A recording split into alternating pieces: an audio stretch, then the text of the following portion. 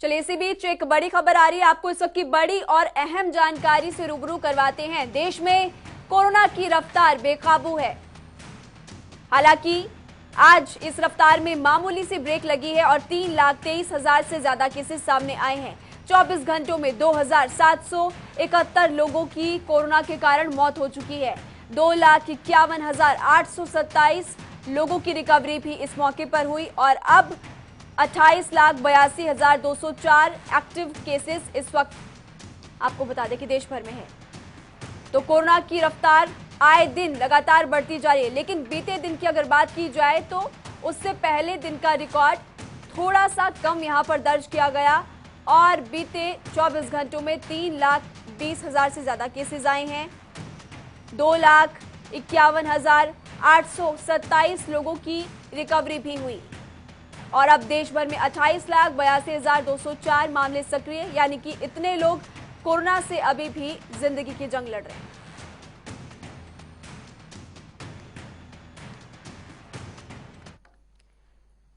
तो इसी बीच एक और बड़ी खबर आपको बताते हैं। इस वक्त की बड़ी और अहम जानकारी आपकी टीवी स्क्रीन पर हरियाणा से। हरियाणा में तेजी के साथ कोरोना वायरस फैल रहा है। बीते 24 घंटों में 11,504 नए केसेस सामने आए, 75 मरीजों की मौत हुई, 6,211 लोगों की रिकवरी और अब आपको बता दें कि हरियाणा में 70,000 से ज्यादा एक्टिव केसेस है। 79,466 एक्टिव केसेस। तो हरियाणा में कोरोना वायरस का कहर जारी है और ये आंकड़े हर दिन लगातार बढ़ते जा रहे हैं। 75 लोगों की कोरोना के कारण हरियाणा में बीते 24 घंटों में मौत हुई। 11,504 नए केसेस सामने आए। अब आपको ग्राफिक्स के जरिए बताते हैं कि 4 लाख से ज्यादा अब तक कुल केसेस। गुरुग्राम में सबसे ज्यादा 3,555 नए केसेस सामने आए, फरीदाबाद में 1,545, सोनीपत में आंकड़ा 711 और हिसार की अगर बात कर ली जाए तो 900 से ज्यादा केसेस बीते 24 घंटों में सामने आए हैं। अंबाला में 338, पानीपत में 523, करनाल में 673, पंचकुला में 434 नए केसेस बीते 24 घंटों में दर्ज किए गए। कुरुक्षेत्र की अगर बात कर ली जाए तो 193, यमुनानगर में 382, झज्जर में 205, सिरसा में 225 नए केसेस सामने आए हैं। तो हरियाणा की अगर बात करें तो गुरुग्राम में सबसे ज्यादा कोरोना का कहर है और 1,06,853 लोग अब तक कुल पॉजिटिव है, जिनमें से 3,555 नए केसेस हैं। फरीदाबाद में कुल पॉजिटिव केसेस 66,000 से ज्यादा है।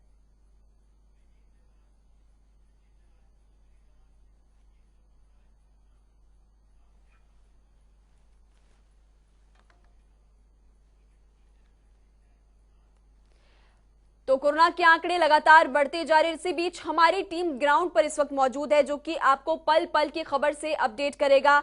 हमारे साथ गुरुग्राम से विजेंद्र जुड़े हुए हैं, गजेंद्र राजपूत हमारे साथ फरीदाबाद से जुड़े हुए हैं और राम सिंह मार हमारे साथ सोनीपत से जुड़े हुए हैं। सबसे पहले विजेंद्र, मैं आपका रुख करना चाहूंगी क्योंकि बीते 24 घंटों में एक बार फिर से सबसे ज्यादा केसेस गुरुग्राम से सामने आए। ताजा आंकड़ा हमारे तमाम दर्शकों को बताइए विजेंद्र। देखिए, गुरुग्राम में करीब 3500 से ज्यादा मामले बीते 24 घंटे में सामने आए हैं और वहीं पर 7 लोगों की मौत बताई जा रही है। 436 लोग अभी तक मौत हो चुकी है कोरोना मरीजों की। और वहीं पर मैं आपको बता दूं कि जिस तरह से जो रिकवरी रेट है वो भी लगातार घट गया है। जिले का रिकवरी रेट 75 पॉइंट कुछ हो गया है। साथ ही साथ पॉजिटिविटी रेट है वो भी 8 पॉइंट कुछ हो गया है। तो ऐसे में धीरे धीरे जो मामले हैं वो बढ़ रहे हैं और साथ ही साथ जो संसाधन है उनकी कमी लगातार देखी जा रही है।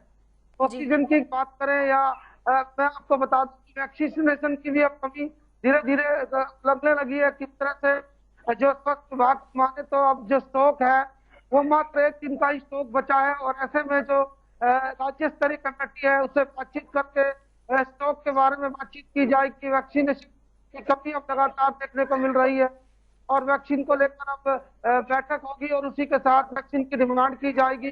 जो निजी अस्पताल थे जहां पर सप्लाई चालू रूप से दी जा रही थी वैक्सीन की, आपको फिलहाल बंद कर दी है। फिलहाल ऐसे सेंटर थे जो करीब 150 से 200 जहाँ पर वैक्सीनेशन का काम चल रहा था वहां पर अब मात्र 4 सेंटर बनाए गए हैं जहाँ पर वैक्सीनेशन होगी, क्योंकि मात्र 1 दिन का बचा है 10 से 12 हजार। जी हाँ, तो मात्र एक दिन का स्टॉक बचा है। आंकड़े इसी बीच लगातार बढ़ते जा रहे हैं। अस्पतालों में कहीं ना कहीं व्यवस्थाएं जो चरमरा चुकी है।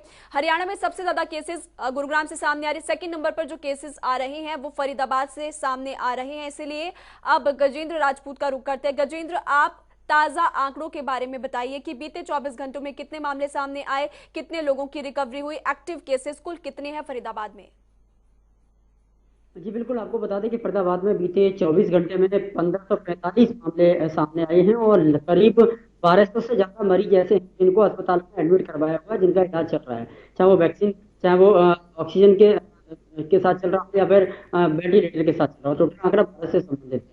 जो रिकवरी रेट की बात करें, वो रिकवरी रेट जो बहुत एक सप्ताह पहले करीब 90 और 93 के था, वो अब अगर 88 और 87 के पास पहुंच गया। तो लगातार रिकवरी रेट घटता है, कहीं ना कहीं डरा रहा है लोगों को। इस फरीदाबाद के जिला प्रशासन की बात करें, स्वास्थ्य विभाग की बात करें, तो उन्होंने साफ तौर पर बैठक करने के बाद इस आंकड़े को रोकने के लिए, इस बढ़ते कोरोना को रोकने के लिए 3 क्षेत्रों कंटेनमेंट घोषित कर दी, माइक्रो कंटेनमेंट, जिसमें एसआई जो 7 नंबर है उसके साथ जितने भी सेक्टर आते हैं, चाहे सेक्टर 8, 9, 10, 11, 12, 13, 14, 15 और साथ साथ जो आसपास की कॉलोनियां, उनमें कंटेनमेंट जोन घोषित किया गया है। साथ साथ जो उप स्वास्थ्य केंद्र है खेड़ी गांव का, क्योंकि ये इस बार जो कोरोना है वो गांव तक पहुंचने की कोशिश कर रहा है। जी हाँ गजेंद्र, तो संक्रमण लगातार फैलता जा रहा है और प्रशासन भी इसी बीच अलर्ट भी है, लोगों को जागरूक भी किया जा रहा है। आप भी हमारे साथ बने रहिए।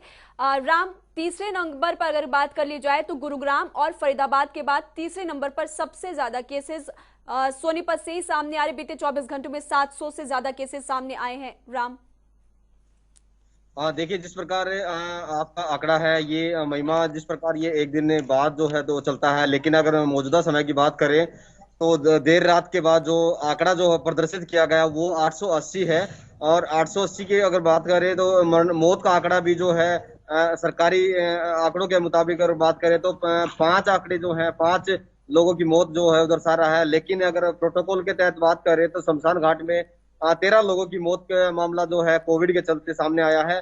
दूसरी सोनीपत में बात करें तो आवश्यकता जितनी ऑक्सीजन की आवश्यकता है, सिलेंडर की आवश्यकता है, जितनी खपत है, उसके अनुसार जो है ऑक्सीजन सिलेंडर जो है मुहैया नहीं हो पा रहे हैं।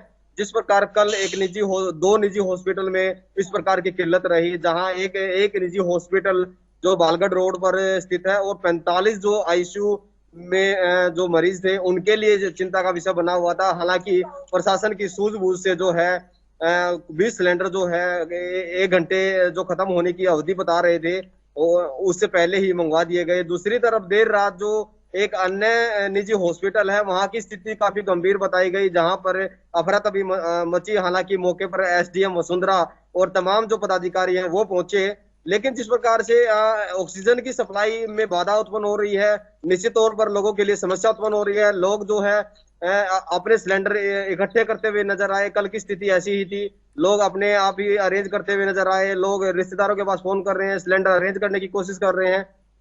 तो इस प्रकार की स्थिति सोनीपत में जरूर देखने को मिल रही है। हालांकि प्रशासन काफी सूझबूझ के साथ जो है पूरे मामले को निपटार करने की कोशिश कर रहा है कि किसी का भी प्रिय, किसी का परिजन जो है ऑक्सीजन की कमी के चलते मौत का निवाला ना बने, इसीलिए प्रशासन पूरी मुस्तैदी के साथ भी काम कर रहा है। दूसरी तरफ अगर पूरी तरह से अलर्ट है और इसी बीच तैयारियां भी उनकी तरफ से की जा रही, लेकिन कहीं ना कहीं चूक रहे हैं और इसी बीच अस्पतालों में ऑक्सीजन की कमी है। विजेंद्र, कल स्वास्थ्य मंत्री अनिल विज ने राज्य स्तरीय बैठक की थी समीक्षा की कोविड को लेकर, जिसमें बड़ी बात कही गई, बड़ा ऐलान किया गया। कहा गया कि अब हर अस्पताल में ऑक्सीजन प्लांट लगाने को लेकर विचार किया जा रहा है। विजेंद्र, श्री नरेंद्र मोदी ने हाल ही में एक बयान जारी किया था जिसमें साफ तौर पर कहा था कि देश के जो सरकारी अस्पताल है वहां पर हर सरकारी अस्पताल में ऑक्सीजन प्लांट लगाया जाएगा और जल्द ही ये कार्रवाई शुरू भी की जाएगी। तो ऐसे में मैं आपको बता दूं कि अभी फिलहाल जो स्थिति है, फिलहाल ऑक्सीजन की जो मारामारी अस्पताल में चल रही है उसकी बेहद जरूरत है। और साथ ही साथ मैं आपको बता दूं कि मुख्यमंत्री मनोहर लाल खट्टर ने हाल ही में 162 मीट्रिक टन ऑक्सीजन की डिमांड केंद्र सरकार से की है कि उनको जरूरत है हरियाणा में। और वहीं केंद्रीय मंत्री राव इंद्रजीत ने भी इसी तरह की डिमांड की है कि हरियाणा का गुरुग्राम ज्यादा प्रभावित हो, यहाँ ऑक्सीजन की ज्यादा बेहद जरूरत है, क्योंकि ज्यादा मरीज जो सामने निकल कर आ रहे हैं उनको सांस लेने में दिक्कत हो रही है, तो इसी के चलते ऑक्सीजन वाले बेड है उसकी आवश्यकता पड़ रही है। हालांकि जिन लोगों को ज्यादा लक्षण नहीं है वो होम आइसोलेशन में इलाज ले रहे हैं, लेकिन ज्यादातर जो बेड की बीमारी है वो ऑक्सीजन वाले बेड की, और इसके साथ दरअसल तो कालाबाजारी चरम सीमा पर पहुंच गई है। ऑक्सीजन को लेकर कालाबाजारी देखने को मिल रही है। साथ ही साथ कुछ लोग अभी से जो है सिलेंडर अपने घर में जमा कर रहे हैं। इसके साथ जो रेमडेसिविर इंजेक्शन है उसकी जमाखोरी की जा रही है, और यही जी कारण हाँ विजेंद्र, आपने बिल्कुल सही कहा कि केसेस लगातार बढ़ रहे हैं, अस्पतालों में बेड्स और ऑक्सीजन की ऑलरेडी कमी है, और इसी बीच काला बाजारी भी सामने आ रही है। अब गजेंद्र, आप बताइए कि फरीदाबाद में आलम क्या है? अस्पतालों में बेड्स की कमी है, ऑक्सीजन की कमी क्या फरीदाबाद में भी सामने आ रही है? इस तरह से फरीदाबाद में 2 ऑक्सीजन के प्लांट हैं, जहां पर ऑक्सीजन जो प्लांट है वो वहां पर सिलेंडर रिफिल किए जा रहे हैं। लेकिन कल जिस तरह की तस्वीरें उन प्लांट से सामने आई, बेहद हैरान कर देने वाली थी। करीब 3 किलोमीटर लंबी लाइन ऑक्सीजन के प्लांटों के बाहर लगी हुई थी।